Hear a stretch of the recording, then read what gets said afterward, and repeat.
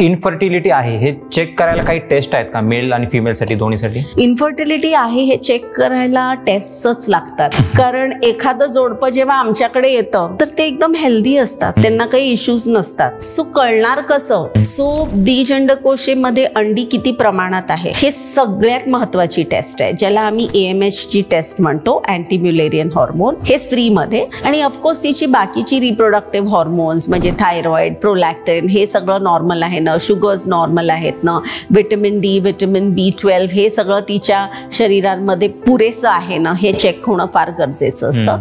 तसंच सोनोग्राफीद्वारे आम्ही चेक करतो की गर्भकोश ठीक आहे ना, बीज अंडकोश नॉर्मल दिसतंय ना. आणखीन एक गर्भनलिका टेस्ट करायला पण तपास असतो, ज्याला आम्ही हिस्ट्रोसॅल्पिंगोग्राफी असं म्हणतो. आणि पुरुषासाठी धातूचा तपास हा सगळ्यात बेसिक आणि सगळ्यात महत्वाचा आहे. याच्यामध्ये पण ऍडव्हान्स टेस्ट असतात, ज्याला आम्ही स्पर्म DNA फ्रॅगमेंटेशन असं म्हणतो. सो काही पुरुष असे असतात ज्यांचं काउंट मोटिलिटी चांगली असते, पण शुक्राणूची क्वालिटी, त्याच्यात असलेला जो DNA चा घटक असतो त्याच्यामध्ये ब्रेक्स असतात आणि त्याच्यामुळे खराब क्वालिटीचे गर्भ बनू शकतात.